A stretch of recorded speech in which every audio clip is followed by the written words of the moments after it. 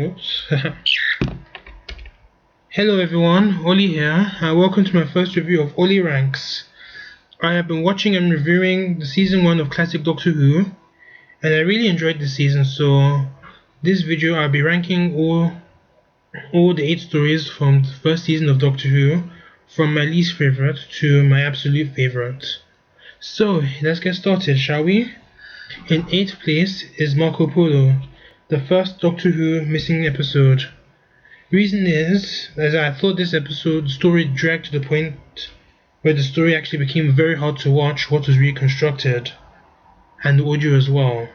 Now what made the situation was it was 7 episodes long, and when you have a really boring plot and it really drags out up to 7 episodes, it just becomes a bit unbearable to go through. But there were some good points, there were some good enjoyable parts. I'll explain this a bit more in detail in my Marco Polo review, so I won't go into too much detail here.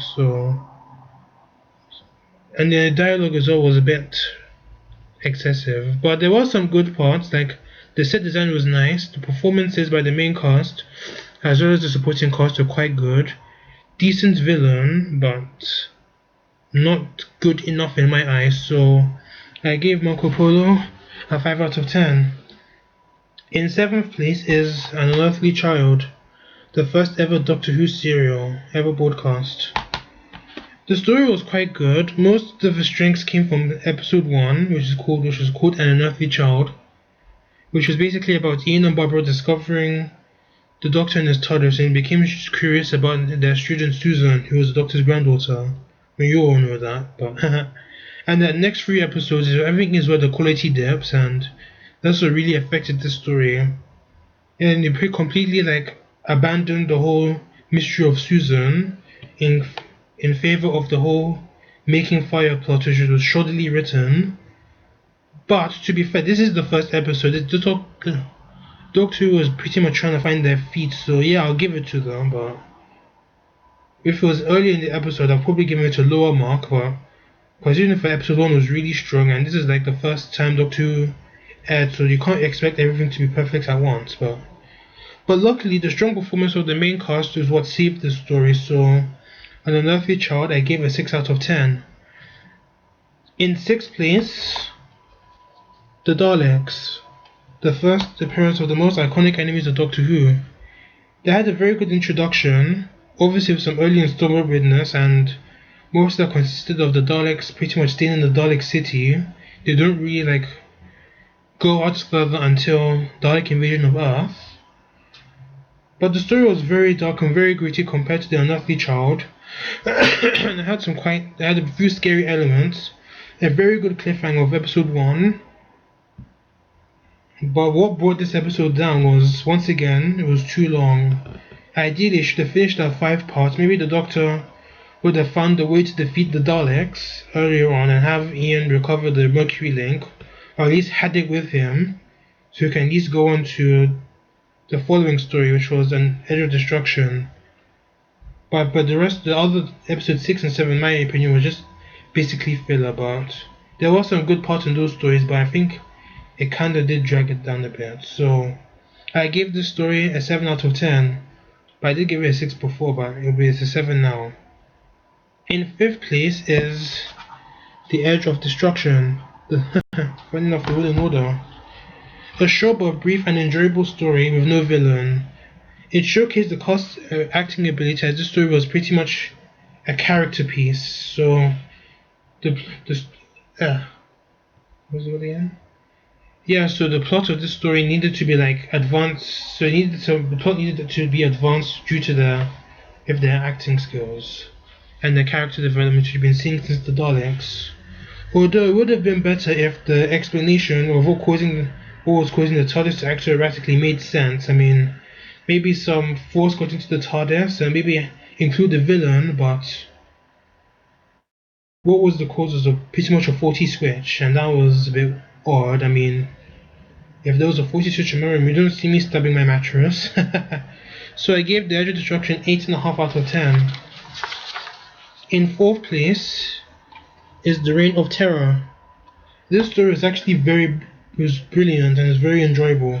Strong performances, especially from Hartnell, contributed to the success of this story in my eyes, and the set design was great as well, along with the script and the execution of the script and the whole idea. Although Susan being reduced to a damsel in distress, as she pretty much was throughout her entire TARDIS run, I think this is where she was pretty much a damsel in distress, and she pretty much had nothing to do. She was captured in episode 1, rescued, fell ill, caught with Barbara, and then Barbara was escaped from the prison while Susan was pretty much there. That did peeve me off a bit. So, but nonetheless, none of the negatives stopped me from giving the Reign of Terror a 9 out of 10. In third place is The Sensorites, an atmospheric story of creepy aliens. Although they turned out to be quite harmless, except for the two main Sensorite villains, the set design was nice, even though there wasn't that much. There wasn't really. The location was quite limited. I mean, the first half of the story is in Maitland's ship, and then the last half was in the Sensphere, in the Sensorite city. The visuals was nice as well, considering the fact considering that this was set in the it was made in the 1960s, and if these visuals happened today, it wouldn't be that impressive compared to it was back then, because we have CGI and stuff, and this is what the New Who actually takes advantage of, but I'll get to that later on. But the Sensorites, in my opinion, were very indistinguishable, and you couldn't really tell who's who. I mean, it's quite so you only can tell if they're evil by their actions. I mean, you can't really do that. I mean, the Daleks, at least there's some difference between them. The Supreme Daleks. I explained this before in the Sensorites review, so I'll get to that, so you can watch that later on. But Barbara being left on the Sensorite ship, Maitland ship, for like 2 episodes without any explanation of why she's there, even though the actress is on holiday. But aside from that, I gave the Sensorites a 9 out of 10. In second place is The Aztecs, a very dramatic historical story that allowed Barbara to have some time to shine. The 4 episodes went by quite quickly, and the plot was easy to understand. The villain, I think his name was Tiloxo, he left a very good mark, and he gave a very strong performance. I think he's definitely one of the best villains in Doctor Who season 1. Yes, but my little complaint was how Susan was written again, but she didn't really have much to do. I think they just left her somewhere, and they just gave her a few scenes to film because Caroline Ford was on holiday, so she only appeared in like 1 scene, which seemed to be filmed on.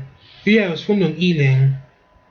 So yes, that's why she didn't have that much to do in this story. So, and the other villain as well, Ixter, he was just annoying. He just really got on my nerves. So it would have been the perfect 10 if he wasn't there. It was just Tiloxo just on his own.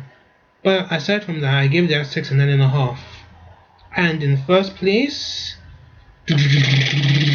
you guessed it, The Keys of Marinus. Yay! An unexpected hit with a fast-paced plot that changes midway through the story, along with the location as well. Hartnell being on holiday actually gave Ian, Barbara, and Susan, mainly Ian and Barbara, some time to develop.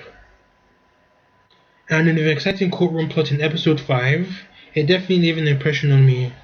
And I love the supporting cast as well. They were quite good, and the other characters as well were very good as well. I liked the voice, even though they're just pretty much guys in black suits, but it gave a very creepy effect, and I kind of liked, and that's what gave season 60s Who that's the appeal of 60s Doctor Who. I mean, the guys in suits, it really helped give that atmosphere off. So I gave this story a well-deserved 10 out of 10. Hooray! So thank you for watching my first installment of Olly Ranks. Stay tuned for more ranks, so I don't know what I'll be ranking next, but I'll be letting you know my Twitter page. So, but stay tuned for my next review of the Planet of the Giants. And tell me what you thought of season 1 and what are your rankings like, and of course give me some feedback on what I could do better. This is Ollie. See you around.